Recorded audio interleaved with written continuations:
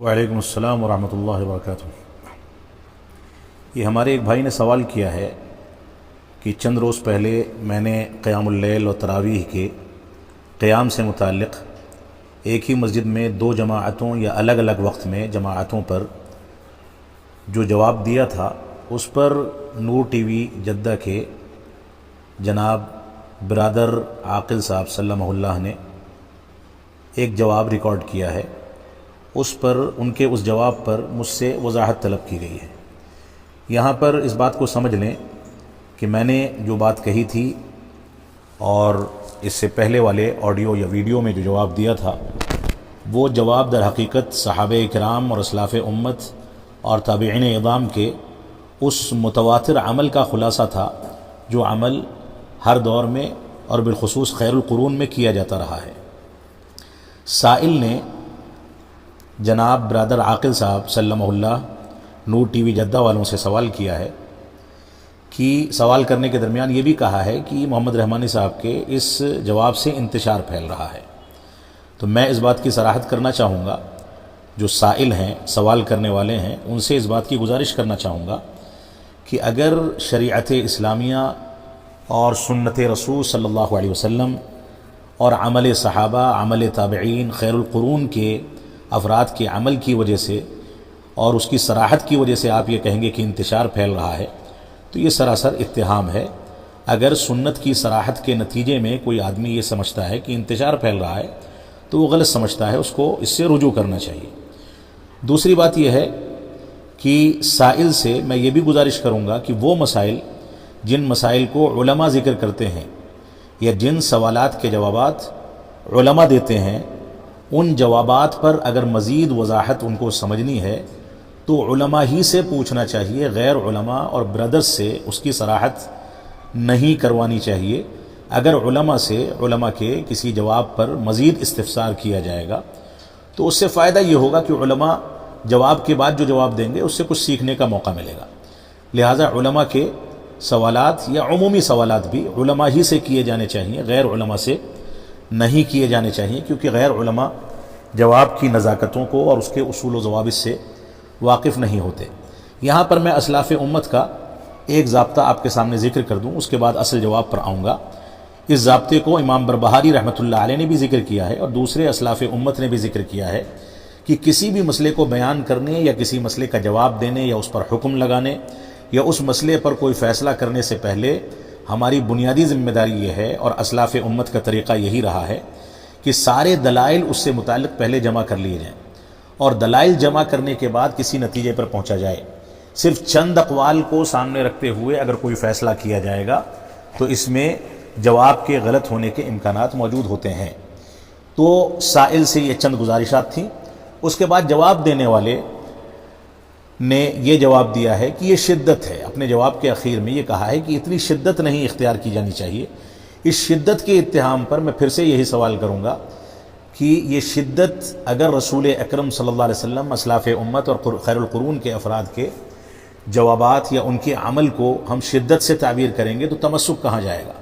تو معاف فرمائیں گے، یہ شدت نہیں ہے، یہ تمسک ہے۔ اور تمسک یقیناً ہم سے اس بات کا مطالبہ کرتا ہے کہ ہم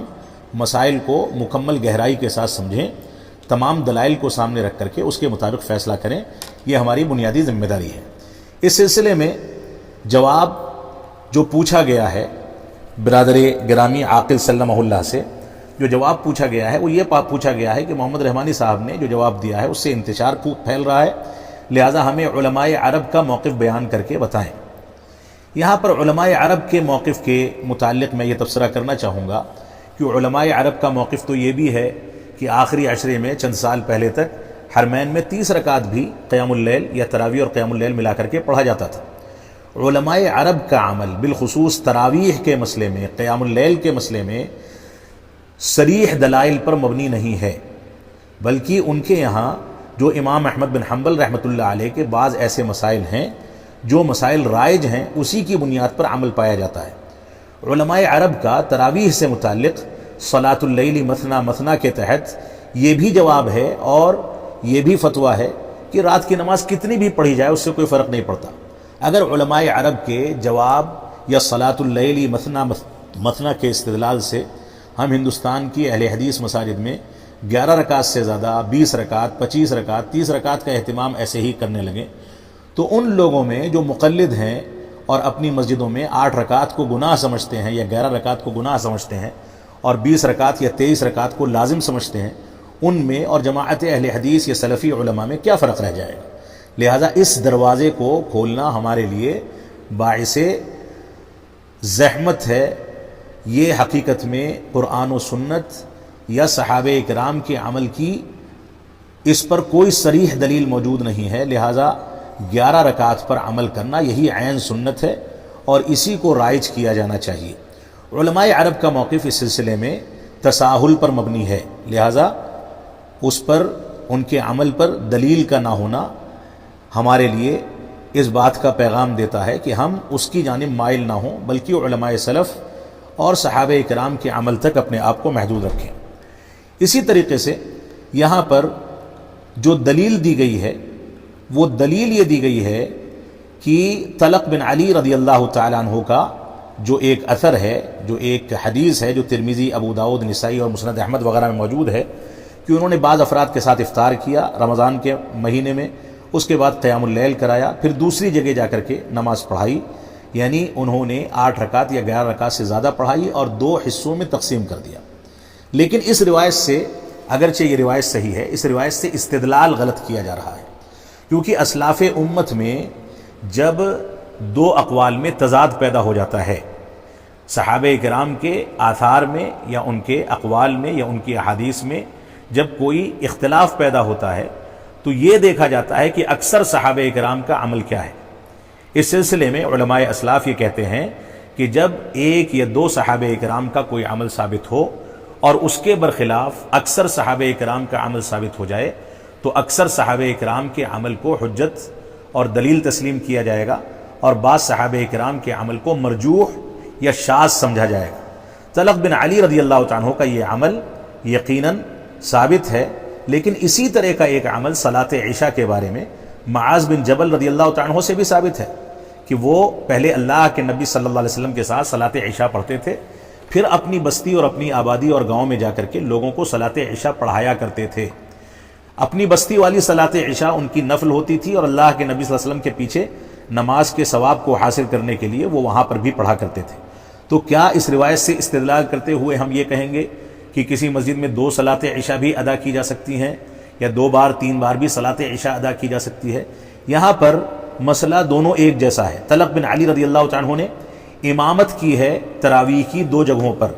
لیکن پیچھے پڑھنے والوں نے 11 رکعت سے زیادہ نماز نہیں پڑھی ہے۔ جس مسجد میں انہوں نے پہلے پڑھائی وہاں پر 11 رکعت ہوئی، جہاں دوبارہ پڑھائی وہاں پر بھی 11 رکعت ہوئی، اور عین یہی صورتحال معاذ بن جبل رضی اللہ عنہ کی حدیث کے اندر بھی تھی۔ لہذا اس روایت سے 2 جگہوں پر ہر شخص کے لیے 2 بار نماز ادا کرنے جس کی رکعتیں 11 رکعت سے متجاوز ہو جائیں، اس پر استدلال کرنا صحیح نہیں ہے۔ تو ایک تو وجہ یہ ہے۔ دوسری وجہ یہ ہے کہ طلق بن علی رضی اللہ عنہ کا عمل مرجوح ہے، کیونکہ اکثر صحابہ کرام، تابعین اور خیر القرون کے اکثر علماء اور صحابہ و تابعین کا عمل اس کے خلاف تھا۔ ہر دور میں اللہ کے نبی صلی اللہ علیہ وسلم کے طریقے کے مطابق 11 رکعت تراویح صلاۃ عشاء کے بعد پڑھی جاتی رہی۔ اس پر بعض علماء نے اجماع بھی نقل کیا ہے۔ عمر بن خطاب رضی اللہ عنہ کے دور میں، پھر تابعین میں حسن بصری رحمۃ اللہ علیہ کے دور میں، اس کے بعد صحابہ و تابعین کے دور میں، قرون مفضلہ میں، ہر دور میں تراویح کا قیام صلاۃ عشاء کے بعد کیا جاتا رہا ہے، اور اس کو 2 حصوں میں تقسیم کر کے کبھی نہیں پڑھا گیا۔ اس کی کوئی دلیل، کوئی صریح اس پر کوئی دلیل موجود نہیں ہے، لہٰذا اس سے یہ استدلال کرنا، طلق بن علی رضی اللہ عنہ کی اس روایت سے استدلال کرنا درست نہیں ہے۔ دوسری بات، اس جواب میں یہ بھی دعویٰ کیا گیا ہے کہ شیخ عبد المحسن العباد کا نام میں نے لیا ہے، جبکہ ایسا نہیں ہے۔ میں نے شیخ عبد المحسن العباد کے کسی فتوے کا کوئی تذکرہ نہیں کیا ہے۔ البتہ یہاں پر میں یہ کہوں گا کہ طلق بن علی رضی اللہ عنہ کی روایت سے متعلق عاقل سلمہ اللہ نے، محترم عاقل صاحب نے البانی صاحب رحمۃ اللہ علیہ کی حدیث کے حکم کا تذکرہ کیا ہے کہ انہوں نے حدیث کو صحیح کہا ہے، جبکہ علامہ البانی رحمۃ اللہ علیہ کی کتاب کا رکعات صلاۃ التراویح کا یا اسی طریقے سے دوسری کتابوں کا اگر مطالعہ کریں گے تو علامہ البانی رحمۃ اللہ علیہ نے صراحت کے ساتھ اس بات کا تذکرہ کیا ہے کہ 2 حصوں میں قیام اللیل کو یا صلاۃ تراویح کو تقسیم کر کے پڑھنا یا 11 رکعات سے زیادہ ادا کرنا یہ بدعت ہے۔ علامہ البانی رحمۃ اللہ علیہ نے دلائل سے اس چیز کو ثابت کیا ہے۔ لہذا ہمارے سامنے اس بات کا تذکرہ، اس بات کی حقیقت ہونی چاہیے کہ علامہ البانی کی کتاب کے اندر جو صلاۃ التراویح نامی کتاب ہے، یا اسی طریقے سے علامہ نذیر احمد رحمانی رحمۃ اللہ علیہ کی رکعات تراویح، ان کتابوں کو ہم سامنے رکھیں اور ان کتابوں کے اندر جو حقائق ذکر کیے گئے ہیں اس کی بنیاد پر ان چیزوں کا فیصلہ کیا جائے۔ اس سلسلے میں عاقل صاحب سلمہ اللہ نے سعودی عرب کے علماء کا ایک فتویٰ بھی نقل کیا ہے کہ سعودی عرب کے علماء نے یہ فتویٰ دیا ہے کہ آخری عشرے میں رکعات تراویح میں اضافہ کرنے میں کوئی حرج نہیں ہے اور 2 حصوں میں تقسیم کرنے میں بھی کوئی حرج نہیں ہے۔ یقیناً علماء عرب کا یہ فتویٰ موجود ہے، لیکن اس پر کوئی دلیل موجود نہیں ہے۔ اضافے کی بھی کوئی دلیل نہیں ہے، 2 حصوں میں تقسیم کرنے کی بھی کوئی دلیل، اور صحابہ کرام اور خیر القرون میں کوئی اس کی مثال نہیں ملتی۔ طلق بن علی رضی اللہ تعالیٰ عنہ کی روایت کو یہ لوگ بطور مثال پیش کرتے ہیں، لیکن طلق بن علی رضی اللہ تعالیٰ عنہ کی دلیل صرف امامت کی حد تک ہے، جیسا کہ معاذ بن جبل رضی اللہ تعالیٰ عنہ نے 2 بار امامت کرائی۔ یہ عام مسلمانوں کی مصلحت کے لیے ہے۔ پیچھے پڑھنے والے مقتدی حضرات یا عوام الناس نے 11 رکعات ہی پڑھی ہے طلق بن علی رضی اللہ تعالیٰ عنہ کے پیچھے، دونوں جگہوں پر کسی نے 11 رکعات سے زیادہ اضافہ نہیں کیا ہے۔ صرف امام نے مسلمانوں کی عام مصلحت کے تحت 2 بار امامت کی ہے، اور اس بات کی گنجائش اگر کوئی امام موجود نہ ہو جو الگ الگ جگہوں پر 2 اماموں کا انتظام نہ ہو سکے، ایک ہی امام کو 2 جگہوں پر تراویح پڑھانی پڑے، تو اس بات کی گنجائش اس روایت سے استدلال کرتے ہوئے موجود ہے۔ لہذا ہمیں اس بات کا خیال کرنا چاہیے کہ عبادات توقیفی ہیں، نوافل کے اندر اضافے کا امکان موجود ہے۔ تراویح 11 رکعت پڑھی جائے اور اس کے بعد نوافل انفرادی طور پر پڑھی جائیں، اس کی گنجائش موجود ہے، لیکن نوافل کے لیے باجماعت نماز کو ادا کرنا، اس کا کوئی تذکرہ خیر القرون میں یا صحابہ و تابعین کے دور میں اس کا کوئی تذکرہ یا اس کی کوئی مثال نہیں ملتی۔ لہذا نوافل کو رمضان کے مہینے میں تراویح اور قیام اللیل کے نام سے الگ الگ نام دے کر کے تقسیم کرنا، 2 حصوں میں پڑھنا، 11 رکعات سے زیادہ پڑھنا، باجماعت پڑھنا، اس کا کوئی ثبوت اسلاف امت اور خیر القرون میں نہیں ملتا ہے۔ ہمارے لیے خیر القرون کی مثالوں کو سامنے رکھ کر کے اسی کے مطابق چلنا، اسی میں بھلائی ہے، ہم اسی پر چلیں۔ اور خود رسول اکرم صلی اللہ علیہ وسلم نے 3 راتوں میں جو 11 رکعات مسلسل پڑھائی تھیں، ان تینوں راتوں میں اول لیل میں صلاۃ عشاء کے بعد تراویح شروع کی تھی۔ پہلی رات میں وہ دیر تک چلی، دوسری رات میں کچھ کم وقت تک چلی، اور تیسری رات میں اس کو صلاۃ عشاء کے بعد پڑھا دیا گیا۔ لہٰذا عشاء کی نماز کے بعد ہی تراویح کا اہتمام کرنا یہی عین سنت ہے، یہی صحابہ کرام کا متواتر عمل ہے۔